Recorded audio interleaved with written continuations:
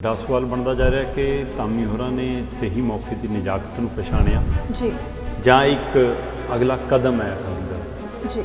ਦੂਸਰੇ ਪਾਸੇ ਸੁਖਬੀਰ ਬਾਦਲ ਨੇ ਧੰਨਵਾਦ ਦੀ ਬਜਾਏ ਮਾਫੀ ਤੇ ਜ਼ੋਰ ਦਿੱਤਾ। ਤੇ ਮੈਂ ਸਭ ਤੋਂ ਵੱਧ ਜਿਹੜੀ ਗੌਰ ਕਰਨ ਵਾਲੀ ਗੱਲ ਸੀ ਕਿ ਬੇਸ਼ੱਕ ਓਮ ਬਿਰਲਾ ਨੇ ਹੈ ਨਾ, ਸਚਿਨ ਪਾਇਲਟ ਨੇ, ਪੰਜਾਬ 'ਚੋਂ ਦੇਖੀਏ ਤਾਂ ਚਾਹੇ ਗੜੀ ਹੋਰੀ ਨੇ, ਚਾਹੇ ਮਨਪ੍ਰੀਤ ਬਾਦਲ ਨੇ, ਜਾਂ ਆਪਣੀ ਹੀ ਪਾਰਟੀ ਦੇ ਨੁਮਾਇੰਦਿਆਂ ਨੇ, ਜਾਂ ਦੂਜੀਆਂ ਪਾਰਟੀਆਂ ਦੇ ਲੀਡਰਾਂ ਨੇ, ਚਾਹੇ ਕਾਮਰੇਡਾਂ ਦੇ, ਚਾਹੇ ਅਕਾਲੀਆਂ ਦੇ, ਚਾਹੇ ਬਸਪਾ ਦੇ, ਚਾਹੇ ਬੀਜੇਪੀ ਦੇ, ਸਾਰੇ ਨੁਮਾਇੰਦਿਆਂ ਨੇ ਆਪੋ ਆਪਣੇ ਸ਼ਬਦਾਂ ਦੇ ਫੁੱਲ ਭੇਟ ਕੀਤੇ। ਪਰ ਸਭ ਦਾ ਧਿਆਨ ਸੀਗਾ ਕਿ ਅੱਜ ਮਨਪ੍ਰੀਤ ਬਾਦਲ ਕੀ ਬੋਲੂਗਾ, ਸਭ ਦਾ ਧਿਆਨ ਸੀਗਾ ਕਿ ਅੱਜ ਜਥੇਦਾਰ ਸਾਹਿਬ ਕੀ ਬੋਲਣਗੇ, ਸਭ ਦਾ ਧਿਆਨ ਸੀਗਾ ਸ਼੍ਰੋਮਣੀ ਕਮੇਟੀ ਦੇ ਪ੍ਰਧਾਨ ਕੀ ਬੋਲਣਗੇ, ਤੇ ਖਾਸ ਕਰਕੇ ਸੁਖਬੀਰ ਬਾਦਲ ਔਰ ਅਮਿਤ ਸ਼ਾਹ ਕੀ ਬੋਲਣਗੇ। ਭਾਰਤ ਦੇ ਗ੍ਰਹਿ ਮੰਤਰੀ ਅਮਿਤ ਸ਼ਾਹ ਹੋਰਾਂ ਵੱਲੋਂ ਇਹ ਕਹਿਣਾ ਕਿ ਪ੍ਰਕਾਸ਼ ਸਿੰਘ ਬਾਦਲ ਦੇ ਜਾਣ ਦਾ ਮਤਲਬ ਸਿੱਖ ਪੰਥ ਦੇ ਇੱਕ ਸਿਪਾਹੀ ਦਾ ਚਲੇ ਜਾਣਾ, ਪ੍ਰਕਾਸ਼ ਸਿੰਘ ਬਾਦਲ ਦੇ ਜਾਣ ਦਾ ਮਤਲਬ ਹਿੰਦੂ ਭਾਈਚਾਰੇ ਏਕਤਾ ਵਾਲੇ ਸਰਦਾਰ ਦਾ ਚਲੇ ਜਾਣਾ, ਜਾਂ ਇਹ ਕਹਿਣਾ ਕਿ ਕਿਸਾਨਾਂ ਦੇ ਹਮਦਰਦ ਦਾ ਚਲੇ ਜਾਣਾ, ਇੱਕ ਸੱਚੇ ਦੇਸ਼ ਭਗਤ ਦਾ ਚਲੇ ਜਾਣਾ, ਇਹ ਸਾਰੀਆਂ ਸੰਗਿਆਵਾਂ ਜਾਂ ਇਹ ਸਾਰੀਆਂ ਪਰਿਭਾਸ਼ਾਵਾਂ ਜਾਂ ਸਾਰੇ ਅਲੰਕਾਰ ਲਾ ਕੇ ਉਹਨਾਂ ਨੇ ਪ੍ਰਕਾਸ਼ ਸਿੰਘ ਬਾਦਲ ਨੂੰ ਆਪਣੇ ਤੋਂ ਵੱਡਾ ਦਿਖਾਉਂਦਿਆਂ ਇਹ ਕੋਸ਼ਿਸ਼ ਕੀਤੀ ਕਿ ਜਿਹੜਾ ਸਾਡਾ ਰਾਬਤਾ ਸੀਗਾ ਉਹ ਅੱਜ ਵੀ ਕਿਤੇ ਨਾ ਕਿਤੇ ਰਾਬਤਾ ਇਸ ਪਰਿਵਾਰ ਨਾਲ, ਇਸ ਪਾਰਟੀ ਨਾਲ ਬਰਕਰਾਰ। ਵੈਸੇ ਇਹ ਚਰਚਾਵਾਂ ਆਮ ਤੁਰਦੀਆਂ ਰਹੀਆਂ ਨੇ ਕਿ ਵਾਜਪਾਈ ਦੀ ਸਰਕਾਰ ਸਮੇਂ ਬਾਦਲ ਸਾਹਿਬ ਨੇ ਕਿਹਾ ਸੀ ਵਾਜਪਾਈ ਨੂੰ ਕਿ ਵਾਜਪਾਈ ਸਾਹਿਬ ਉਮਰ ਬਹੁਤ ਹੋ ਗਈ, ਮੇਰੀ ਇੱਛਾ ਆਪਣੇ ਮੁੰਡੇ ਨੂੰ ਮੰਤਰੀ ਦੇਖ ਲਵਾਂ। ਮੁੰਡਾ ਪਹਿਲੀ ਵਾਰ MP ਬਣਿਆ, ਮੰਤਰੀ ਬਣਾ ਲਿਆ। ਕਹਿੰਦੇ ਮੋਦੀ ਤੇ ਅਮਿਤ ਸ਼ਾਹ ਉਹਨਾਂ ਕੋਲ ਜਾ ਕੇ ਕਿਹਾ ਕਿ ਜੀ ਮੇਰੀ ਇੱਛਾ ਹੈ ਮੈਂ ਆਪਣੀ ਨੂੰਹ ਨੂੰ ਮੰਤਰੀ ਦੇਖ ਲਵਾਂ, ਕਿ ਪਤਾ ਨਹੀਂ ਜੀ, ਉਹ ਕਹਿੰਦੇ ਜੇਤਲੀ ਨੂੰ ਮਨਾ ਲਓ, ਜੇਤਲੀ ਇੱਥੋਂ ਤਾਜ਼ਾ ਹਾਰਿਆ ਸੀ, ਉਹ ਚਲੋ ਜੀ ਮਨਾ ਲਏ, ਸਮਝਾ ਲਏ ਕਿ ਕਿਤੇ ਬੀਬੀ ਮੰਤਰੀ। ਪਰ ਹੁਣ ਧਾਮੀ ਸਾਹਿਬ ਕਹਿੰਦੇ ਕਿ ਬਾਦਲ ਸਾਹਿਬ ਦੀ ਇੱਛਾ ਤਾਂ ਇਹ ਸੀ ਕਿ ਬੰਦੀ ਸਿੰਘਾਂ ਦੀ ਰਿਹਾਈ ਹੋਵੇ। ਸੋ ਇਹ ਇਸ ਲਈ ਕਹਿੰਦੇ ਕਿ ਅਸੀਂ ਚਾਹੁੰਦੇ ਕਿ ਹੁਣ ਉਹ ਨਹੀਂ ਰਹੇ, ਉਹਨਾਂ ਦੇ ਜਾਣ ਤੋਂ ਬਾਅਦ ਹੀ ਸਹੀ ਕਿ ਤੁਸੀਂ ਬੈਠੇ ਹੋ, ਗ੍ਰਹਿ ਮੰਤਰੀ ਹੋ, ਤੇ ਨਰਿੰਦਰ ਮੋਦੀ ਤੋਂ ਬਾਅਦ ਪ੍ਰਧਾਨ ਮੰਤਰੀ ਤੋਂ ਬਾਅਦ ਤੁਹਾਡੀ ਉਹ ਤਾਕਤ ਹੈ, ਤੁਸੀਂ ਉਹ ਦੇਸ਼ ਚਲਾਉਂਦੇ ਹੋ, ਤੁਸੀਂ ਚਾਹੋ ਤਾਂ ਇਹ ਸੰਭਵ ਹੈ ਕਿ ਬਾਦਲ ਸਾਹਿਬ ਦੀ ਆਖਰੀ ਇੱਛਾ ਬੰਦੀ ਸਿੰਘਾਂ ਦੀ ਰਿਹਾਈ ਨੂੰ ਅਮਲੀ ਜਾਮਾ ਪਹਿਨਾ। ਮਤਲਬ ਆਪਣਾ ਰਿਪੋਰਟ ਕਾਰਡ 'ਚ ਗਣਾਉਂਦੇ ਨੇ ਕਿ ਪੰਜਾਬ 'ਚ ਬੁਢਾਪਾ ਪੈਨਸ਼ਨ ਮੈਂ ਲਵਾਈ, ਆਟਾ ਦਾਲ ਸਕੀਮ ਅਸੀਂ ਲਿਆਂਦੀ, ਪੰਜਾਬ 'ਚ ਅਸੀਂ ਮੋਟਰਾਂ ਦੇ ਬਿੱਲ ਅਸੀਂ ਮਾਫ ਕੀਤੇ, ਕਿਸਾਨਾਂ ਲਈ ਅਸੀਂ ਹੜ੍ਹ ਪੱਕੇ ਕਰਤੇ, ਮੰਡੀਆਂ ਪੱਕੀਆਂ ਕਰਤੀਆਂ, ਸੜਕਾਂ ਬਣਾਤੀਆਂ, ਵਿਕਾਸ ਕਰਤਾ। ਸੋ ਖਾਸਾ ਲੰਬਾ, ਤੇ ਜੇਲ੍ਹਾਂ ਵੀ ਮੈਂ ਕੋਈ ਜੇਲ੍ਹ ਨਹੀਂ ਛੱਡੀ, ਮੈਂ ਇੰਨਾ ਲੰਬਾ ਸਮਾਂ ਜੇਲ੍ਹ ਕੱਟੀ, ਪੰਜਾਬ ਦੇ ਪਾਣੀ ਵਾਲੀ ਧਰਨੇ ਲਾਏ। ਸੋ ਰਿਪੋਰਟ ਕਾਰਡ ਖਾਸਾ ਬੜਾ ਕਿ ਇਹ ਵੀ ਪੰਜਾਬ ਦੇ ਇਤਿਹਾਸ 'ਚ ਬਾਦਲਾਂ ਦੇ ਰਾਜ 'ਚ ਹੋਇਆ ਕਿ ਪਿਓ ਮੁੱਖ ਮੰਤਰੀ, ਪੁੱਤ ਉਪ ਮੁੱਖ ਮੰਤਰੀ, ਭਤੀਜਾ ਵਿੱਤ ਮੰਤਰੀ, ਜਵਾਈ ਫੂਡ ਸਪਲਾਈ ਮੰਤਰੀ, ਹੈ ਨਾ, ਤੇ ਨੂੰਹ ਆਪਣੀ ਦਿੱਲੀ ਦੇ ਵਿੱਚ ਮੰਤਰੀ। ਸੋ ਸਾਰਾ ਟੱਬਰ। ਸੋ ਕਿਸੇ ਸਮੇਂ ਮਤਲਬ ਹੋਰ ਵੀ ਕਿੰਨੇ ਬੰਦੇ ਪਰਿਵਾਰ ਦੇ ਇੱਦਾਂ ਨਾਲ ਤੁਰਦੇ ਰਹੇ। ਸੋ ਇਸ ਲਈ ਇਹ ਵਰਤਾਰਾ ਵੀ ਉਹਨਾਂ ਦੇ ਰਿਪੋਰਟ ਕਾਰਡ 'ਚ ਆਉਂਦਾ। ਅਜੇ ਕਹਿੰਦੇ ਕਿ ਜਾਂਚ ਤਾਂ ਮੁੱਢਲੀ ਹੈ ਤੇ ਅਜੇ ਪੂਰਨ ਜਾਂਚ ਆਉਣੀ ਹੈ, ਜੋ ਫੈਸਲਾ ਆਊਗਾ ਉਹ ਅੰਤਮ ਰਿਪੋਰਟ ਆਊਗੀ, ਉਹਦੇ ਅਨੁਸਾਰ ਅਸੀਂ ਅੱਗੇ ਵਧਾਂਗੇ, ਕਿਉਂਕਿ ਅਜੇ ਲੈਬੋਰਟਰੀਆਂ ਦੇ ਵਿੱਚ ਸੈਂਪਲ ਭੇਜੇ ਹੋਏ ਨੇ, ਵਿਗਿਆਨੀ ਟੈਕਨੋਲੋਜੀ ਦੇ ਮਾਹਰ ਇਸ ਮਾਮਲੇ ਦੀ ਜਾਂਚ ਕਰ ਰਹੇ ਕਿ ਗੈਸ ਕਿਹੜੀ ਸੀ, ਕੀ ਸੀ। ਪਰ ਮੁੱਢਲੀ ਜਾਂਚ ਪੜਤਾਲ ਤੋਂ ਸਾਨੂੰ ਇਹ ਪਤਾ ਲੱਗਿਆ ਕਿ ਫੈਕਟਰੀਆਂ ਦਾ ਕੋਈ ਨਹੀਂ। ਜਦੋਂ ਇਹ ਸਾਫ਼ ਸਾਹਮਣੇ ਆ ਗਿਆ ਸੀ ਕਿ ਉਹਨਾਂ ਵੱਲੋਂ ਛੱਡਿਆ ਜਾਂਦਾ ਪਾਣੀ ਉਹ ਜ਼ਹਿਰੀ ਹੁੰਦਾ, ਉਹ ਕੈਮੀਕਲ ਭਰਿਆ ਹੁੰਦਾ, ਉਹ ਡਾਈ ਇੰਡਸਟਰੀ ਦਾ ਆਉਂਦਾ, ਉਹ ਰੰਗਾਂ ਵਾਲੀਆਂ ਫੈਕਟਰੀਆਂ ਦਾ ਆਉਂਦਾ, ਉਹ ਚਮੜਾ ਉਦਯੋਗ ਦਾ ਆਉਂਦਾ, ਉਹ ਹੋਰ ਅਜੇ ਕੈਮੀਕਲ ਬਦਲਣ ਧਿਰਾਂ ਦਾ ਆਉਂਦਾ, ਉਹਦੇ ਉੱਤੇ ਹੁਣ ਤੁਸੀਂ ਸਾਰਿਆਂ ਨੂੰ ਬਰੀ ਕਰਨਾ। ਭਾਰਤੀ ਹਿੰਦੂ ਸੱਭਿਅਤਾ ਦੇ ਹਿਸਾਬ ਨਾਲ ਕਿਹਾ ਜਾਂਦਾ ਕਿ ਇਹ ਕੁੜੀ ਤਾਂ ਨਾ ਗਊ ਵਰਗੀ ਸਾਊ ਹੈ। ਇੱਥੇ ਬੜੇ ਗਊ ਰੱਖਿਅਕ ਦਲ ਨੇ, ਚਲੇ ਜਾਂਦੇ ਫਿਰ ਉਹਨਾਂ ਗਊ ਵਰਗੀਆਂ ਕੁੜੀਆਂ ਦੇ ਹੱਕ 'ਚ ਕਿਉਂ ਨਹੀਂ ਗਏ? ਉੱਥੇ ਕਿੱਥੇ ਨੇ ਗਊ ਰੱਖਿਅਕ ਦਲ? ਸੋ ਗੱਲ ਤੇ ਪਾਕਿਸਤਾਨ ਚਲੇ ਜਾਓ, ਉੱਥੇ ਚਲੇ ਜਾਓ, ਕਹਿਣ ਵਾਲੇ ਇਹ ਤਾਂ ਆਪਣੇ ਹੀ ਦੇਸ਼ ਦੀਆਂ ਬੱਚੀਆਂ ਨੇ, ਆਪਣੇ ਹੀ ਦੇਸ਼ ਦਾ ਮਾਣ ਵਧਾਉਣ ਵਾਲੀਆਂ ਨੇ, ਇਹਨਾਂ ਦੇ ਹੱਕ 'ਚ ਕਿੱਥੇ ਨੇ ਉਹ ਲੋਕ? ਜਿਹੜੇ ਗਏ ਉਹਨਾਂ ਦੀ ਪੁਲਿਸ ਸੇਵਾ ਕਰ ਰਹੀ ਹੈ ਬਕਾਇਦਾ ਤੌਰ ਤੇ। ਮੈਂ ਦੇਖ ਰਿਹਾ ਸੀ ਕੱਲ ਗੀਤਾ ਫੋਗਟ ਹੈ ਉਹ ਕੁੜੀ ਜਿਹੜੀ ਦੰਗਲ ਦਾ ਇੱਕ ਵੱਡਾ ਚਿਹਰਾ ਬਣ ਕੇ ਉਤਰੀ, ਉਹ ਆਪਣੇ ਘਰ ਵਾਲੇ ਨਾਲ ਜਾ ਰਹੀ ਸੀ, ਉਹਨੂੰ ਪੁਲਿਸ ਨੇ ਗ੍ਰਿਫਤਾਰ ਕਰ ਲਿਆ। ਉਹ ਕਹਿੰਦੀ ਮੈਨੂੰ ਗ੍ਰਿਫਤਾਰ ਪੁਲਿਸ ਨੇ ਨਹੀਂ ਜੀ, ਹਿਰਾਸਤ 'ਚ ਲਿਆ।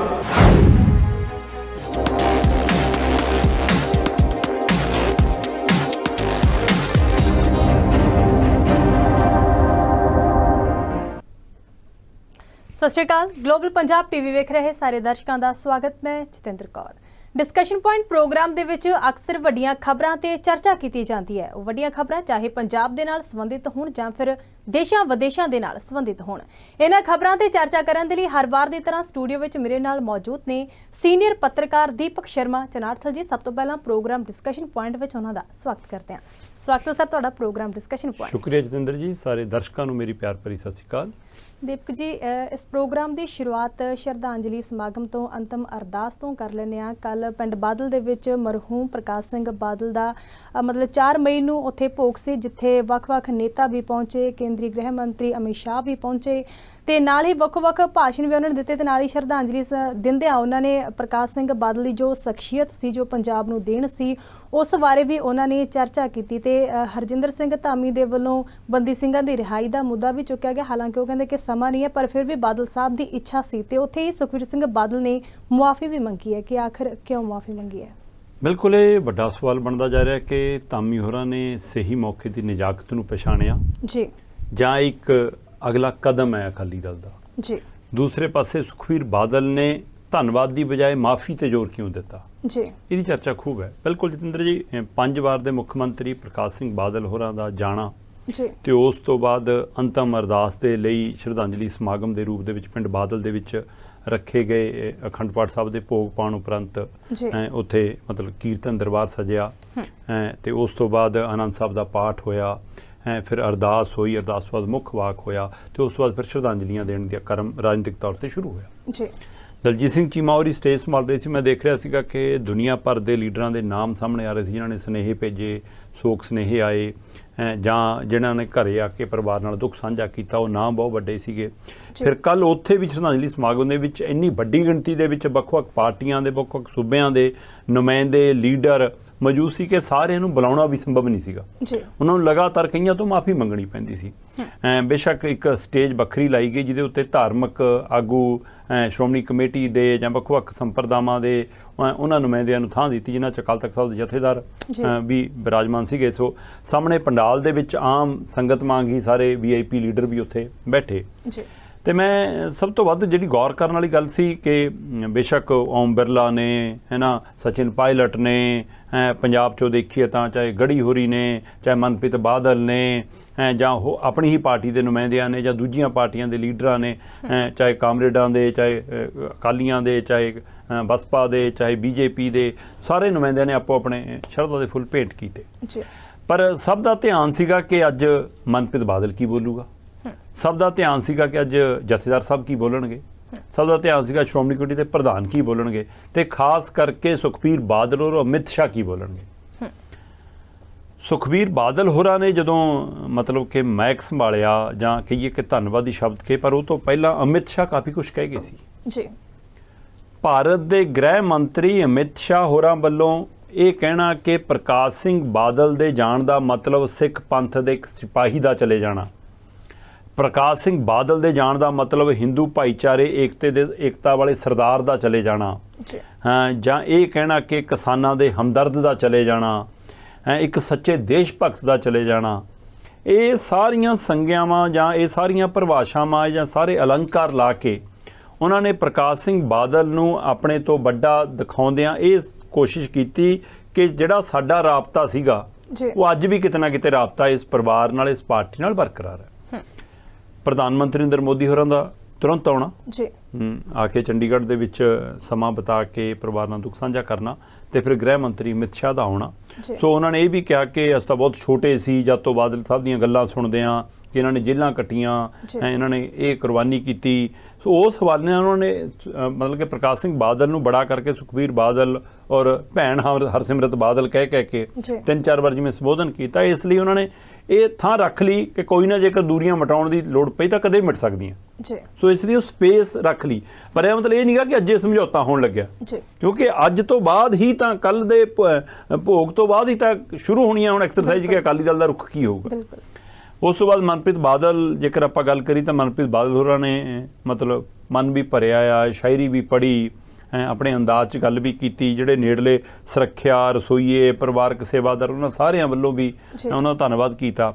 ਪਰ ਜਦੋਂ ਮਾਈਕ ਸੰਭਾਲਿਆ ਸ਼੍ਰੋਮਣੀ ਗੁਰਦੁਆਰਾ ਪ੍ਰਬੰਧਕ ਕਮੇਟੀ ਦੇ ਪ੍ਰਧਾਨ ਹਰਮਿੰਦਰ ਸਿੰਘ ਧਾਮੀ ਹੋਰਾਂ ਨੇ, ਤਾਂ ਧਾਮੀ ਹੋਰੀ ਕਹਿੰਦੇ ਕਿ ਸਮਾਂ ਤਾਂ ਨਹੀਂ ਹੈ ਜੀ, ਪਰ ਮੈਂ ਦੇਸ਼ ਦੇ ਗ੍ਰਹਿ ਮੰਤਰੀ ਸਾਹਿਬ ਬੈਠੇ ਨੇ, ਸੋ ਮੈਂ ਉਹਨਾਂ ਦੀ ਹਾਜ਼ਰੀ ਦੇ ਵਿੱਚ ਇਹ ਬੇਨਤੀ ਕਰਨਾ ਚਾਹੁੰਦਾ ਕਿ ਪੰਜਾਬ ਦੇ ਸਾਬਕਾ ਮੁੱਖ ਮੰਤਰੀ ਤੇ ਸ਼੍ਰੋਮਣੀ ਅਕਾਲੀ ਦਲ ਦੇ ਸਰਪ੍ਰਸਤ ਲੰਮਾ ਸਮਾਂ ਪ੍ਰਧਾਨ ਰਹੇ ਪ੍ਰਕਾਸ਼ ਸਿੰਘ ਬਾਦਲ ਹੋਰਾਂ ਦੀ ਆਖਰੀ ਇੱਛਾ ਸੀ ਕਿ ਬੰਦੀ ਸਿੰਘਾਂ ਦੀ ਰਿਹਾਈ ਮੈਂ ਆਪਣੇ ਅੱਖੀਂ ਦੇਖ ਜਾਵਾਂ। ਵੈਸੇ ਇਹ ਚਰਚਾਵਾਂ ਆਮ ਤੁਰਦੀਆਂ ਰਹੀਆਂ ਨੇ ਕਿ ਵਾਜਪਾਈ ਦੀ ਸਰਕਾਰ ਸਮੇਂ ਬਾਦਲ ਸਾਹਿਬ ਨੇ ਕਿਹਾ ਸੀ ਵਾਜਪਾਈ ਨੂੰ ਕਿ ਵਾਜਪਾਈ ਸਾਹਿਬ ਉਮਰ ਬਹੁਤ ਹੋ ਗਈ, ਮੇਰੀ ਇੱਛਾ ਆਪਣੇ ਮੁੰਡੇ ਨੂੰ ਮੰਤਰੀ ਦੇਖ ਜਾਵਾਂ। ਮੁੰਡਾ ਪਹਿਲੀ ਵਾਰ MP ਬਣਿਆ, ਮੰਤਰੀ ਬਣਾ ਲਿਆ। ਕਹਿੰਦੇ ਮੋਦੀ ਤੇ ਅਮਿਤ ਸ਼ਾਹ ਉਹਨਾਂ ਕੋਲ ਜਾ ਕੇ ਕਿਹਾ ਕਿ ਜੀ ਮੇਰੀ ਇੱਛਾ ਹੈ ਮੈਂ ਆਪਣੀ ਨੂੰਹ ਨੂੰ ਮੰਤਰੀ ਦੇਖ ਲਵਾਂ ਕਿ ਪਤਾ ਨਹੀਂ ਜੀ। ਉਹ ਕਹਿੰਦੇ ਜੇਤਲੀ ਨੂੰ ਮਨਾ ਲਓ, ਜੇਤਲੀ ਇੱਥੋਂ ਤਾਜ਼ਾ ਹਾਰਿਆ ਸੀ ਉਹ ਚਲੋ ਜੀ ਮਨਾ ਲਏ, ਸਮਝਾ ਲਏ ਕਿ ਕਹਿੰਦੇ ਬੀਬੀ ਮੰਤਰੀ। ਪਰ ਹੁਣ ਧਾਮੀ ਸਾਹਿਬ ਕਹਿੰਦੇ ਕਿ ਬਾਦਲ ਸਾਹਿਬ ਦੀ ਇੱਛਾ ਤਾਂ ਇਹ ਸੀ ਕਿ ਬੰਦੀ ਸਿੰਘਾਂ ਦੀ ਰਿਹਾਈ ਹੋਵੇ। ਸੋ ਇਹ ਇਸ ਲਈ ਕਹਿੰਦੇ ਕਿ ਅਸੀਂ ਚਾਹੁੰਦੇ ਕਿ ਹੁਣ ਉਹ ਨਹੀਂ ਰਹੇ, ਉਹਨਾਂ ਦੇ ਜਾਣ ਤੋਂ ਬਾਅਦ ਹੀ ਸਹੀ ਕਿ ਤੁਸੀਂ ਬੈਠੇ ਹੋ, ਗ੍ਰਹਿ ਮੰਤਰੀ ਹੋ ਤੇ ਨਰਿੰਦਰ ਮੋਦੀ ਤੋਂ ਬਾਅਦ ਪ੍ਰਧਾਨ ਮੰਤਰੀ ਤੋਂ ਬਾਅਦ ਤੁਹਾਡੀ ਉਹ ਤਾਕਤ ਹੈ, ਤੁਸੀਂ ਉਹ ਦੇਸ਼ ਚਲਾਉਂਦੇ ਆ, ਤੁਸੀਂ ਚਾਹੋ ਤਾਂ ਇਹ ਸੰਭਵ ਹੈ ਕਿ ਬਾਦਲ ਸਾਹਿਬ ਦੀ ਆਖਰੀ ਇੱਛਾ ਬੰਦੀ ਸਿੰਘਾਂ ਦੀ ਰਿਹਾਈ ਨੂੰ ਅਮਲੀ ਜਾਮਾ ਪਹਿਨਾ ਦਿਓ। ਠੀਕ ਹੈ, ਬਾਦਲ ਸਾਹਿਬ ਸ਼੍ਰੋਮਣੀ ਅਕਾਲੀ ਦਲ ਦੇ ਨਾਤੇ ਵੀ, ਪੰਥਕ ਲੀਡਰ ਦੇ ਨਾਤੇ ਵੀ, ਹੈ ਨਾ, ਸ਼੍ਰੋਮਣੀ ਕਮੇਟੀ ਨੂੰ ਚਲਾਉਣ ਦੇ ਨਾਤੇ ਵੀ, ਪੰਜਾਬ ਦੇ 5 ਵਾਰ ਮੁੱਖ ਮੰਤਰੀ ਰਹਿਣ ਦੇ ਨਾਤੇ ਵੀ ਮਤਲਬ ਆਪਣਾ ਰਿਪੋਰਟ ਕਾਰਡ 'ਚ ਗਣਾਉਂਦੇ ਨੇ ਕਿ ਪੰਜਾਬ 'ਚ ਬੁਢਾਪਾ ਪੈਨਸ਼ਨ ਮੈਂ ਲਵਾਈ, ਆਟਾ ਦਾਲ ਸਕੀਮ ਅਸੀਂ ਲਿਆਂਦੀ, ਪੰਜਾਬ 'ਚ ਅਸੀਂ ਮੋਟਰਾਂ ਦੇ ਬਿੱਲ ਅਸੀਂ ਮਾਫ ਕੀਤੇ, ਕਿਸਾਨਾਂ ਲਈ ਅਸੀਂ ਫੜ ਪੱਕੇ ਕਰਤੇ, ਮੰਡੀਆਂ ਪੱਕੀਆਂ ਕਰਤੀਆਂ, ਸੜਕਾਂ ਬਣਾਤੀਆਂ, ਵਿਕਾਸ ਕਰਤਾ। ਸੋ ਖਾਸਾ ਲੰਬਾ, ਤੇ ਜੇਲ੍ਹਾਂ ਵੀ ਮੈਂ ਕੋਈ ਜੇਲ੍ਹ ਨਹੀਂ ਛੱਡੀ, ਮੈਂ ਇੰਨਾ ਲੰਬਾ ਸਮਾਂ ਜੇਲ੍ਹ ਕੱਟੀ, ਪੰਜਾਬ ਦੇ ਪਾਣੀਆਂ ਲਈ ਧਰਨੇ ਲਾਏ। ਸੋ ਰਿਪੋਰਟ ਕਾਰਡ ਖਾਸਾ ਬੜਾ ਪਰ ਇਸ ਰਿਪੋਰਟ ਕਾਰਡ ਦੇ ਵਿੱਚ ਇਹ ਰਿਪੋਰਟ ਕਾਰਡ ਵੀ ਸ਼ਾਮਲ ਹੈ ਕਿ ਇਹ ਵੀ ਪੰਜਾਬ ਦੇ ਇਤਿਹਾਸ 'ਚ ਬਾਦਲਾਂ ਦੇ ਰਾਜ 'ਚ ਹੋਇਆ ਕਿ ਪਿਓ ਮੁੱਖ ਮੰਤਰੀ, ਪੁੱਤ ਉਪ ਮੁੱਖ ਮੰਤਰੀ, ਭਤੀਜਾ ਵਿੱਤ ਮੰਤਰੀ, ਜਵਾਈ ਫੂਡ ਸਪਲਾਈ ਮੰਤਰੀ, ਹੈ ਨਾ, ਤੇ ਨੂੰਹ ਆਪਣੀ ਦਿੱਲੀ ਦੇ ਵਿੱਚ ਮੰਤਰੀ। ਸੋ ਸਾਰਾ ਟੱਬਰੇ ਸੋ ਕਿਸੇ ਸਮੇਂ ਮਤਲਬ ਹੋਰ ਵੀ ਕਿੰਨੇ ਬੰਦੇ ਪਰਿਵਾਰ ਦੇ ਇੱਦਾਂ ਨਾਲ ਤੁਰਦੇ ਰਹੇ। ਸੋ ਇਸ ਲਈ ਵਰਤਾਰਾ ਵੀ ਉਹਨਾਂ ਦੇ ਰਿਪੋਰਟ ਕਾਰਡ 'ਚ ਆਉਂਦਾ।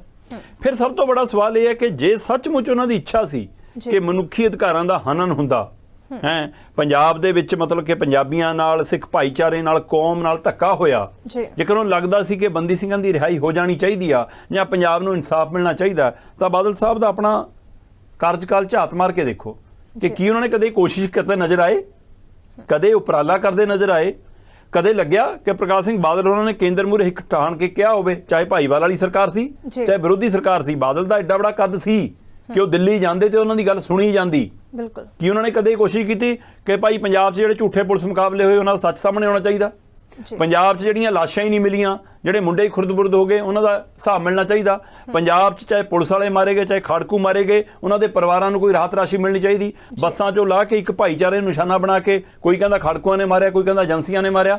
ਬਾਦਲ ਸਾਹਿਬ ਕਦੇ ਉਹਨਾਂ ਹਿੰਦੂ ਪਰਿਵਾਰਾਂ ਦੇ ਲਈ ਕਦੇ ਹਰਾ ਮਾਰਿਆ, ਕਦੇ ਜਿਹੜੇ ਨੌਜਵਾਨ ਸਿਰਫ ਖੱਟੀ ਪੱਗ ਬੰਨਣ ਕਰਕੇ, ਸਾਈਡ ਤੇ ਬੁੱਕਲ ਮਾਰਨ ਕਰਕੇ, ਬੁਲਟ ਮੋਟਰਸਾਈਕਲ ਚਲਾਉਣ ਕਰਕੇ ਮੁਕਾਬਲਿਆਂ 'ਚ ਮਾਰ ਦਿੱਤੇ ਗਏ, ਕਦੇ ਉਹਨਾਂ ਪਰਿਵਾਰਾਂ ਦੀ ਸਾਰ ਲਈ। ਸੋ ਇਸ ਲਈ ਪ੍ਰਕਾਸ਼ ਸਿੰਘ ਬਾਦਲ ਦਾ ਉਹ ਰਿਪੋਰਟ ਕਾਰਡ ਵੀ ਸਾਹਮਣੇ ਹੈ ਕਿ ਜੇਕਰ ਉਹ ਚਾਹੁੰਦੇ ਤਾਂ ਪਹਿਲਾਂ ਕਰ ਲੈਂਦੇ।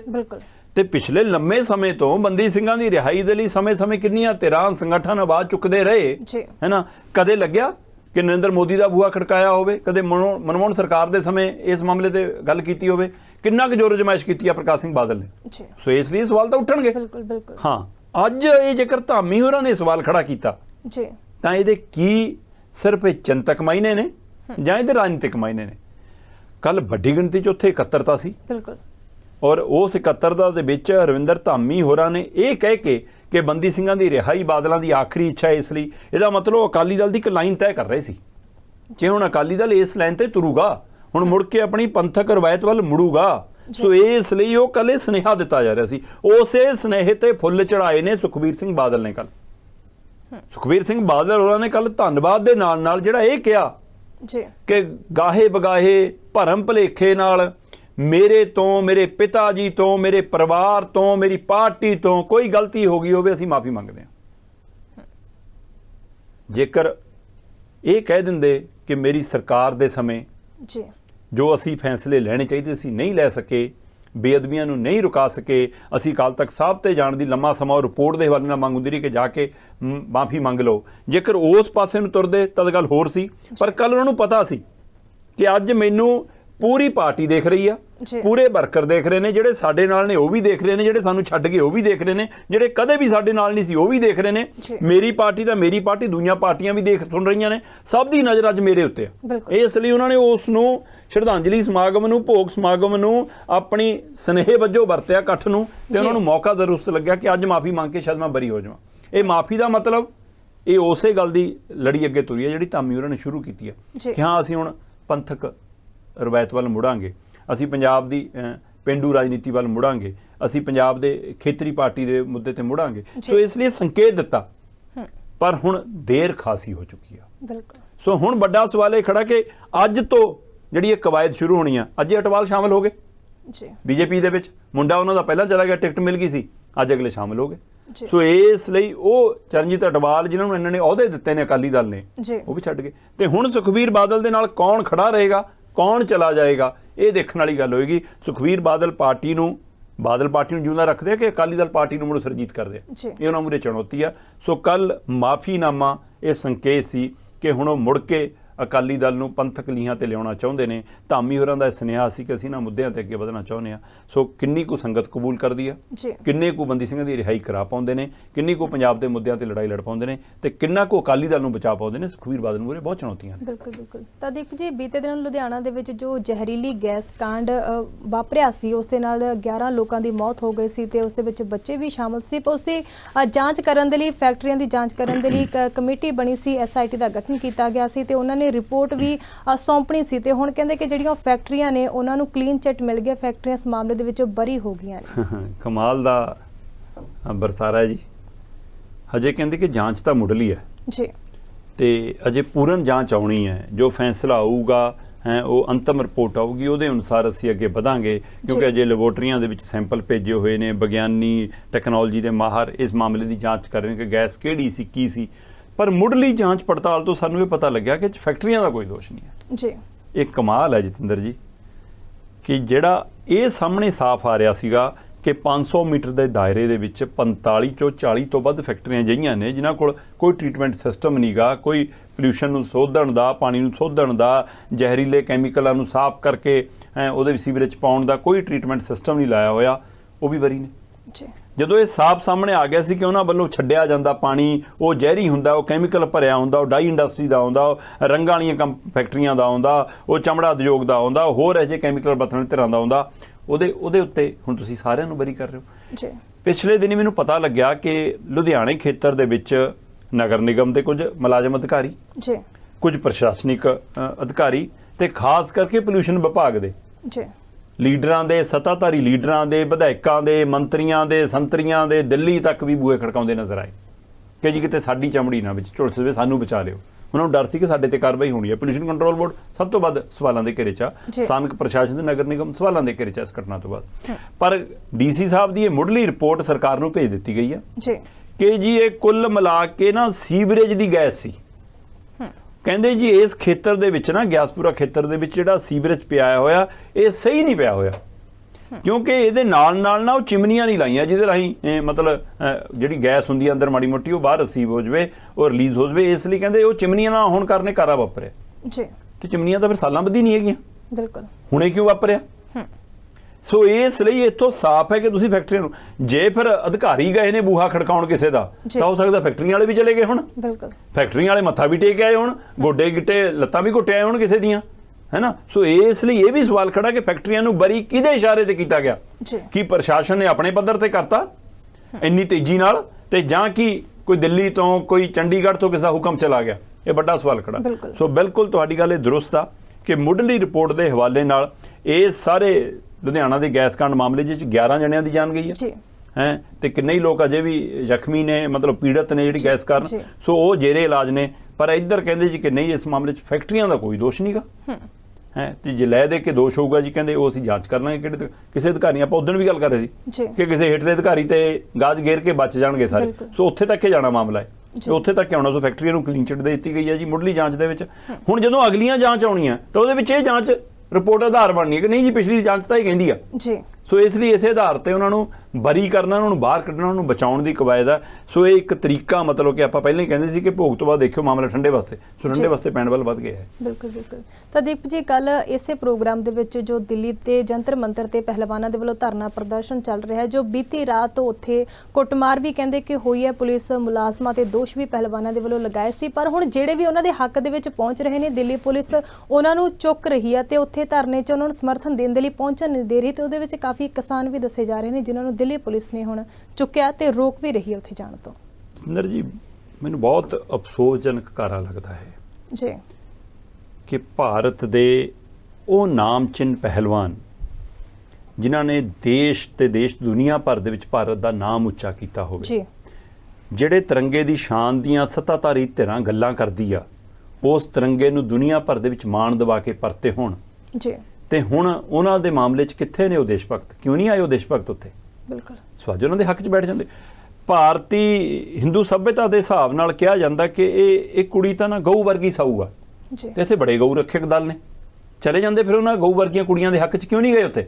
ਕਿੱਥੇ ਨੇ ਉਹ ਗਊ ਰੱਖਿਅਕ ਦਲ ਜਿਹੜੇ ਕਹਿੰਦੇ ਨੇ ਜੀ ਕਿ ਹਾਂ ਜਿਹੜਾ ਤਿਰੰਗੇ ਦਾ ਅਪਮਾਨ ਹੈ, ਜਿਹੜਾ ਕਿਸੇ ਦੇਸ਼ ਦੇ ਖਿਲਾਫ ਹੈ, ਕਿਸੇ ਧੀ ਭੈਣ ਦੇ ਖਿਲਾਫ ਕੋਈ ਬੋਲਦਾ ਹੈ, ਉਹਦੀ ਗੱਲ ਨਹੀਂ ਸੁਣੀ ਜਾਂਦੀ, ਉਹ ਦੇਸ਼ ਧਰੋਹੀ ਨੇ। ਫਿਰ ਅੱਜ ਸਰਕਾਰਾਂ ਨੂੰ ਦੇਸ਼ ਧਰੋਹੀ ਕਹਿਣ, ਕਿਉਂ ਨਹੀਂ ਗਏ ਉੱਥੇ ਦੇਸ਼ ਭਗਤ? ਕਿੱਥੇ ਨੇ ਉਹ ਦੇਸ਼ ਭਗਤ? ਬੈਠਦੇ ਜਾ ਕੇ ਇਹਨਾਂ ਦੇ ਨਾਲ, ਉਹ ਗਊ ਭਗਤ ਬੈਠਦੇ, ਉਹ ਤਿਰੰਗੇ ਦੀ ਸ਼ਾਨ ਰੱਖਣ ਵਾਲੇ ਕਿਉਂ ਨਹੀਂ ਗਏ? ਸੋ ਗੱਲ ਤੇ ਪਾਕਿਸਤਾਨ ਚਲੇ ਜਾਓ, ਉੱਥੇ ਚਲੇ ਜਾਓ ਕਹਿਣ ਵਾਲੇ, ਇਹ ਤਾਂ ਆਪਣੇ ਹੀ ਦੇਸ਼ ਦੀਆਂ ਬੱਚੀਆਂ ਨੇ, ਬਿਲਕੁਲ ਆਪਣੇ ਹੀ ਦੇਸ਼ ਦਾ ਮਾਣ ਵਧਾਉਣ ਵਾਲੀਆਂ ਨੇ। ਇਹਨਾਂ ਦੇ ਹੱਕ 'ਚ ਕਿੱਥੇ ਨੇ ਉਹ ਲੋਕ? ਜਿਹੜੇ ਗਏ ਉਹਨਾਂ ਦੀ ਪੁਲਿਸ ਸੇਵਾ ਕਰ ਰਹੀ ਹੈ ਬਕਾਇਦਾ ਤੌਰ ਤੇ।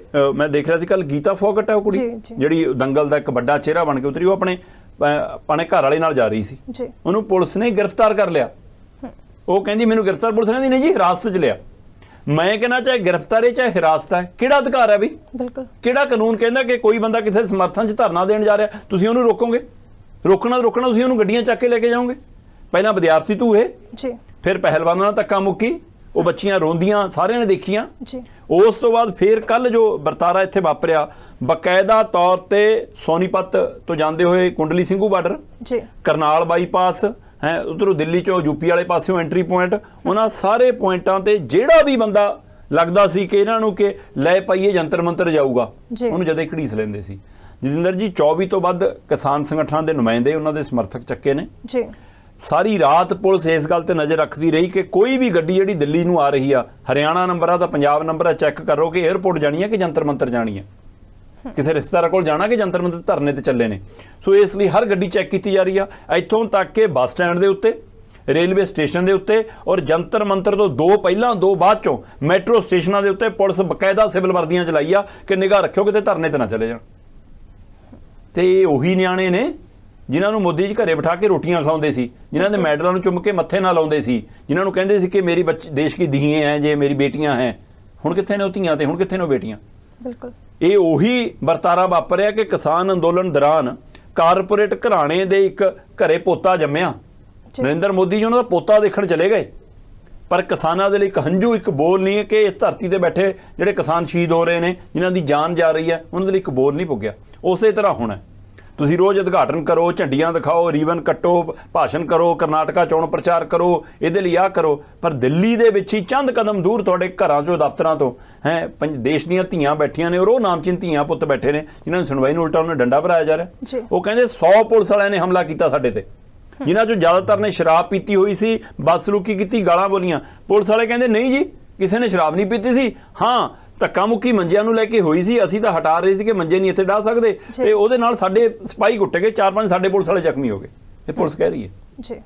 ਤੇ ਇਸ ਲਈ ਕੱਲ ਤੋਂ ਇਹ ਵਰਤਾਰਾ ਜਾਰੀ ਆ, ਪਰ ਮੈਨੂੰ ਪਤਾ ਲੱਗਾ ਦੇਰ ਰਾਤ ਹੋ ਰਹੀ ਕੁਝ ਪਾਰਟੀਆਂ ਦੇ ਲੀਡਰ ਵੀ ਉੱਥੇ ਪਹੁੰਚ ਗਏ। ਮੈਨੂੰ ਪਤਾ ਲੱਗਾ ਰਕੇਸ਼ ਟਕੈਤ ਹੋਰੀ ਵੀ ਦੁਬਾਰਾ ਪਹੁੰਚ ਗਏ, ਪੰਜਾਬ ਦੀਆਂ ਕਿਸਾਨ ਜਥੇਬੰਦੀਆਂ ਨੇ ਵੀ ਉੱਥੇ ਪਹੁੰਚਣਾ ਸ਼ੁਰੂ ਕਰ ਦਿੱਤਾ।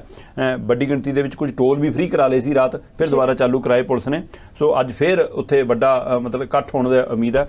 ਸੋ 13-14 ਦਿਨਾਂ ਤੋਂ ਇਹ ਧਰਨਾ ਬਰਕਰਾਰ ਹੈ, ਤੇ ਉਹ ਕਹਿੰਦੇ ਜੀ ਕਿ ਅਸੀਂ ਨਹੀਂ ਜਦ ਤੱਕ ਜਾਣਾ ਜਦ ਤੱਕ ਗ੍ਰਿਫਤਾਰੀ ਨਹੀਂ ਹੁੰਦੀ, ਕਿਉਂਕਿ ਇੱਕ ਕੋਰਟ ਨੇ ਇੱਕ ਹਦਾਇਤ ਕੀਤੀ ਸੀ ਕਿ ਭਾਈ ਇਸ ਮਾਮਲੇ ਜਿਹੜੀ ਪੀੜਤ ਧਿਰ ਹੈ, ਜਿਹਨੇ ਸ਼ਿਕਾਇਤ ਕਰਤਾ ਧਿਰ, ਉਹਨਾਂ ਦੇ ਨਾਮ ਉਜਾਗਰ ਨਹੀਂ ਕਰਨੇ। ਜੀ ਕਿਉਂਕਿ ਨਾਬਾਲਗ ਬੱਚੀਆਂ ਵੀ ਨੇ ਉਹ 'ਚ। ਤੇ ਉਹ ਜਿਹੜਾ ਬ੍ਰਿਜ ਭੂਸ਼ਣ ਆ ਉਹ ਖੁਦ ਟੈਲੀਵਿਜ਼ਨਾਂ ਤੇ ਉਹਨਾਂ ਦੇ ਨਾਂ ਲਈ ਜਾਂਦਾ, ਉਹਦੇ ਪਰ ਕਾਰਵਾਈ ਕਿਉਂ ਨਹੀਂ? ਬਿਲਕੁਲ ਉਹਦੇ ਪਰ ਜਿਹੜੀ FIR ਲੱਗੀ ਹੈ ਉਹ ਗੈਰ ਜ਼ਮਾਨਤੀ ਧਾਰਾਵਾਂ ਤਹਿਤ ਲੱਗੀ ਹੈ, ਹੁਣ ਤੱਕ ਗ੍ਰਿਫਤਾਰੀ ਕਿਉਂ ਨਹੀਂ? ਬਿਲਕੁਲ। ਤੇ ਇਸ ਲਈ ਪਹਿਲਵਾਨ ਕਹਿੰਦੇ ਕੋਰਟ ਦਾ ਫੈਸਲਾ ਮਨਜ਼ੂਰ, ਸੁਪਰੀਮ ਕੋਰਟ ਕਹਿੰਦੀ ਕਿ ਸਾਡੇ ਕੋਲ ਅਸੀਂ FIR ਦੀ ਮੰਗ ਕੀਤੀ ਸੀ, ਅਸੀਂ FIR ਕਰਾਤੀ, ਹੁਣ ਜੇ ਕੋਈ ਮਸਲਾ ਜਾਣਾ ਤਾਂ ਜ਼ਿਲ੍ਹਾ ਅਦਾਲਤ ਜਾਓ ਜਾਂ ਹਾਈ ਕੋਰਟ ਜਾਓ। ਜੀ ਪਹਿਲਵਾਨ ਕਹਿੰਦੇ ਧੰਨਵਾਦ ਜੀ ਤੁਹਾਡਾ, ਪਰ ਅਸੀਂ ਉਦੋਂ ਤੱਕ ਨਹੀਂ ਉੱਠਦੇ ਜਦੋਂ ਤੱਕ ਗ੍ਰਿਫਤਾਰੀ ਹੁੰਦੀ, ਕਿਉਂਕਿ ਇਹੀ ਜਿੰਦਾ 85 FIR ਪਹਿਲਾਂ ਨੇ ਉਹਦੇ ਪਰ। ਬਿਲਕੁਲ। ਸੋ ਇਸ ਲਈ ਇਹ ਸ਼ਰੇਆਮ ਦਿਖ ਰਿਹਾ ਕਿ ਸੱਤਾ ਸਿਸਟਮ ਆਪਣੇ ਹੀ ਦੇਸ਼ ਦੇ ਬੱਚਿਆਂ ਨਾਲ ਧੱਕਾ ਕਰ ਰਿਹਾ, ਤੇ ਉਹਨਾਂ ਨੇ ਹੁਣ ਪਹਿਲਵਾਨਾਂ ਨੇ ਤਾਂ ਖੱਟਰ ਤੋਂ ਵੀ ਸਮਰਥਨ ਮੰਗਿਆ। ਜੀ ਇਹ ਸਿਆਸੀ ਚਪੇੜ ਹੁੰਦੀ ਹੈ ਕਿ ਉਹ ਕਹਿੰਦੇ ਜੀ ਖੱਟਰ ਸਾਹਿਬ ਤੁਹਾਡੇ ਹੀ ਸੂਬੇ ਦੇ ਬੱਚੇ ਆ, ਤੁਸੀਂ ਕਹਿੰਦੇ ਹੁੰਦੇ ਸੀ ਮਾਣ ਆ ਸਾਨੂੰ ਸਾਡੇ ਪਹਿਲਵਾਨਾਂ ਤੇ ਖਿਡਾਰੀਆਂ ਤੇ ਅਸੀਂ ਅੱਜ ਤੁਹਾਡੇ ਤੋਂ ਸਮਰਥਨ ਮੰਗਦੇ, ਆਓ ਧਰਨੇ ਤੇ।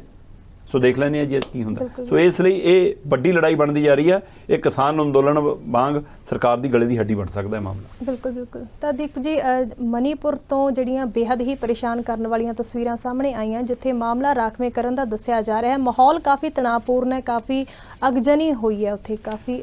ਬਿਲਕੁਲ, ਮਨੀਪੁਰ ਕਾਫੀ ਔਖੇ ਦੌਰ ਚੋਂ ਲੰਘ ਰਿਹਾ ਇਸ ਮੌਕੇ ਜੀ। ਮਨੀਪੁਰ ਦੀ ਹੀ ਪਹਿਲਵਾਨ ਮੈਰੀ ਕਾਮ ਜੀ, ਤੇ ਉਹ ਰਾਜ ਸਭਾ ਮੈਂਬਰ ਵੀ ਹੈ, ਤੇ ਉਹਦੀਆਂ ਅੱਖਾਂ 'ਚ ਕੱਲ੍ਹ ਅਥਰੂ ਵੀ ਆ ਗਏ ਸੀ। ਉਹ ਕਹਿੰਦੇ ਕਿ ਉਹਨੇ ਦੇਸ਼ ਦੇ ਪ੍ਰਧਾਨ ਮੰਤਰੀ ਨੂੰ ਵੀ, ਦੇਸ਼ ਦੇ ਗ੍ਰਹਿ ਮੰਤਰੀ ਨੂੰ, ਦੇਸ਼ ਦੇ ਰੱਖਿਆ ਮੰਤਰੀ ਨੂੰ ਅਪੀਲ ਕੀਤੀ ਆ ਕਿ ਮੇਰਾ ਮਨੀਪੁਰ ਅੱਗ 'ਚ ਝੁਲਸ ਰਿਹਾ, ਉਹਨੂੰ ਬਚਾਓ। ਤੇ ਉਸ ਤੋਂ ਬਾਅਦ ਗ੍ਰਹਿ ਮੰਤਰੀ ਉਹਨਾਂ ਨੇ ਉੱਥੇ ਦੇ ਮੁੱਖ ਮੰਤਰੀ ਨਾਲ ਵੀ ਰਾਬਤਾ ਕੀਤਾ। ਤੁਸੀਂ ਇੱਥੋਂ ਅੰਦਾਜ਼ਾ ਲਾ ਲਓ ਕਿ ਉੱਥੇ ਬਕਾਇਦਾ ਤੌਰ ਤੇ ਹੁਕਮ ਜਾਰੀ ਕਰ ਦਿੱਤੇ ਗਏ ਨੇ ਕਿ ਜਿਹੜਾ ਵੀ ਹਿੰਸਕ ਹੋਵੇ ਉਹਨੂੰ ਗੋਲੀ ਮਾਰ ਦਿਓ। ਇਹਦਾ ਮਤਲਬ ਤੁਹਾਡੇ ਕੰਟਰੋਲ ਤੋਂ ਬਾਹਰ ਹੋ ਗਿਆ ਸਾਰਾ ਸਿਸਟਮ। ਉੱਥੇ ਬਕਾਇਦਾ ਤੌਰ ਤੇ 16 ਚੋਂ 6 ਜ਼ਿਲ੍ਹਿਆਂ ਦੇ ਵਿੱਚ ਪੂਰੀ ਤਰ੍ਹਾਂ ਕਰਫਿਊ ਲਾ ਦਿੱਤਾ ਗਿਆ। ਉੱਥੇ ਬਕਾਇਦਾ ਤੌਰ ਤੇ ਇੰਟਰਨੈਟ ਅਗਲੇ ਕੁਝ ਦਿਨਾਂ ਲਈ ਪੱਕਾ ਹੀ ਬੰਦ ਕਰ ਦਿੱਤਾ ਗਿਆ। ਜਤਿੰਦਰ ਜੀ 38 ਲੱਖ ਦੀ ਆਬਾਦੀ ਹੈ ਸ਼ਾਇਦ ਉੱਥੇ, ਤੇ 38-40 ਲੱਖ ਦੀ ਆਬਾਦੀ ਦੇ ਵਿੱਚੋਂ ਅੱਧੇ ਤੋਂ ਜ਼ਿਆਦਾ ਉੱਥੇ ਜਿਹੜਾ ਮਤਈ ਭਾਈਚਾਰਾ ਹੈ, ਮਤਈ ਭਾਈਚਾਰੇ ਦੀ ਉੱਥੇ ਗਿਣਤੀ ਲਗਭਗ 20 ਲੱਖ ਦੇ ਕਰੀਬ ਹੈਗੀ ਹੈ। ਮਤਲਬ ਉਹ ਉੱਥੇ ਬਹੁ ਗਿਣਤੀ, ਸਭ ਤੋਂ ਵੱਧ ਗਿਣਤੀ ਜੇਕਰ ਹੈਗਾ ਤਾਂ ਉਹ ਹੈ, ਪਰ ਉਹਨਾਂ ਕੋਲ ਰਹਿਣ ਵਾਲਾ ਖੇਤਰ ਕੁੱਲ 10% ਹੈ। ਜਿੰਨਾ ਮਨੀਪੁਰ ਦਾ ਖੇਤਰ ਹੈ ਉਹਦਾ 10%। ਦੂਸਰੇ ਪਾਸੇ ਜਿਹੜਾ ਨਗਾ ਤੇ ਕੁੱਕੀ ਭਾਈਚਾਰਾ ਉੱਥੇ, ਉਹਨਾਂ ਕੋਲ 34% ਉਹਨਾਂ ਦੀ ਗਿਣਤੀ ਹੈ ਕੁੱਲ ਆਬਾਦੀ ਚੋਂ, ਪਰ ਉਹਨਾਂ ਕੋਲ ਰਹਿਣ ਵਾਲਾ ਖੇਤਰ 90% ਦੇ ਕਰੀਬ ਹੈ। ਹੁਣ ਆਹ ਲੜਾਈ ਹੈ ਕਿ ਜੇ ਉਹਨਾਂ ਨੂੰ ਰਾਖਵਾਂਕਰਨ ਮਿਲ ਗਿਆ ਤਾਂ ਉਹ ਸਾਡੇ ਖੇਤਰ 'ਚ ਆ ਜਾਣਗੇ, ਉਹਨਾਂ ਦੀ ਤਾਕਤ ਵੱਧ ਜੂਗੀ, ਉਹਨਾਂ ਨੂੰ ਸਹੂਲਤਾਂ ਵੱਧ ਜਾਣਗੀਆਂ। ਉੱਧਰ ਉਹ ਕਹਿੰਦੇ ਕਿ ਸਾਡੀ ਗਿਣਤੀ, ਅਸੀਂ ਕਿਤੇ 62% ਸੀ, ਕਿਤੇ 50% ਰਹਿ ਗਏ, ਸਾਡੀ ਗਿਣਤੀ ਘਟ ਰਹੀ ਹੈ, ਇਸ ਲਈ ਅਸੀਂ ਆਪਣੀ ਸੱਭਿਅਤਾ ਨੂੰ, ਆਪਣੀ ਪਹਿਚਾਣ ਨੂੰ ਬਚਾਉਣ ਲਈ ਸਾਨੂੰ ਰਾਖਵਾਂਕਰਨ ਚਾਹੀਦਾ। ਤੇ ਇਹਦੇ ਵਿੱਚੋਂ ਸਿਆਸੀ ਮੌਕਾ ਮਿਲਦਾ ਲੜਾਈਆਂ। ਅਗਲੇ ਕਹਿੰਦੇ ਜੀ 60 ਚੋਂ 40 ਸੀਟਾਂ ਤਾਂ ਪਹਿਲਾਂ ਨੇ ਮਤਈ ਭਾਈਚਾਰੇ ਕੋਲ, ਉਹ ਕਹਿੰਦੇ ਭਾਈ ਉਹ ਤਾਂ ਗਿਣਤੀ ਪੱਖੋਂ ਨੇ, ਪਰ ਖੇਤਰ ਪੱਖੋਂ ਸਾਡੀ ਤਾਂ ਸੁੰਗੜੇ ਕਿੰਨੇ ਬੈਠੇ ਹਾਂ, ਅਸੀਂ ਗੋਡੇ ਇਕੱਠੇ ਕਰਕੇ ਬੈਠੇ ਹਾਂ, ਸਾਨੂੰ ਵੀ ਤਾਂ ਜੀਣ ਦਾ ਹੱਕ ਹੈ। ਸੋ ਇਸ ਲਈ ਇਸ ਰਾਖਵੇਂ ਕਰਨ ਦੀ ਲੜਾਈ ਨੇ 2-3 ਭਾਈਚਾਰਿਆਂ ਨੂੰ ਆਮੋ ਸਾਹਮਣੇ ਲਿਆ ਦਿੱਤਾ, ਜਿਹੜੇ ਟਕਰਾਅ ਦੇ ਕਾਰਨ ਅੱਜ ਮਨੀਪੁਰ ਦੇ ਵਿੱਚ ਭਿਆਨਕ ਅੱਗਜਣੀ ਹੋ ਰਹੀ ਹੈ। ਤੇ ਉੱਥੇ ਬਕਾਇਦਾ ਤੌਰ ਤੇ 6 ਦੀਆਂ ਮੌਤਾਂ ਦੀ ਖਬਰ ਹੈ, ਕੁਝ ਲਾਪਤਾ ਨੇ, 100 ਤੋਂ ਵੱਧ ਜ਼ਖਮੀ ਨੇ। ਸੋ ਹੁਣ ਕੇਂਦਰ ਸਰਕਾਰ ਦੀ ਦਖਲ ਤੇ ਉੱਥੇ ਪੁਲਿਸ ਫੋਰਸ, ਫੌਜਾਂ ਦੀਆਂ ਟੁਕੜੀਆਂ, ਅਸਾਮ ਤੋਂ ਲਿਆ ਕੇ ਟੁਕੜੀਆਂ ਉਹ ਤਾਇਨਾਤ ਕਰ ਦਿੱਤੀਆਂ ਗਈਆਂ ਨੇ। ਸੋ ਬੜੇ ਖੌਫਜਦਾ ਮਾਹੌਲ ਚੋਂ ਲੰਘ ਰਿਹਾ ਮਨੀਪੁਰ। ਬਿਲਕੁਲ ਬਿਲਕੁਲ। ਤਾਂ ਧੰਨਵਾਦ ਦੀਪਕ ਸ਼ਰਮਾ ਚਨਾਰਥਲ ਜੀ ਨਾਲ ਖਬਰਾਂ ਤੇ ਅਹਿਮ ਵਿਚਾਰ ਸਾਂਝੇ ਕਰਨ ਦੇ ਲਈ। ਸੋ ਅੱਜ ਦੇ ਡਿਸਕਸ਼ਨ ਪੁਆਇੰਟ ਪ੍ਰੋਗਰਾਮ ਦੇ ਵਿੱਚ ਇੰਨਾ ਹੀ। ਮੁੜ ਸੋਮਵਾਰ ਨੂੰ ਹਾਜ਼ਰ ਹੋਵਾਂਗੇ ਵੱਡੀਆਂ ਖਬਰਾਂ ਤੇ ਚਰਚਾ ਕਰਨ ਦੇ ਲਈ। ਤਦ ਤੱਕ ਲਈ ਸਾਨੂੰ ਦਿਓ ਇਜਾਜ਼ਤ। ਤੁਸੀਂ ਵੇਖਦੇ ਰਹੋ ਗਲੋਬਲ ਪੰਜਾਬ ਟੀਵੀ। ਸਤਿ ਸ਼੍ਰੀ ਅਕਾਲ।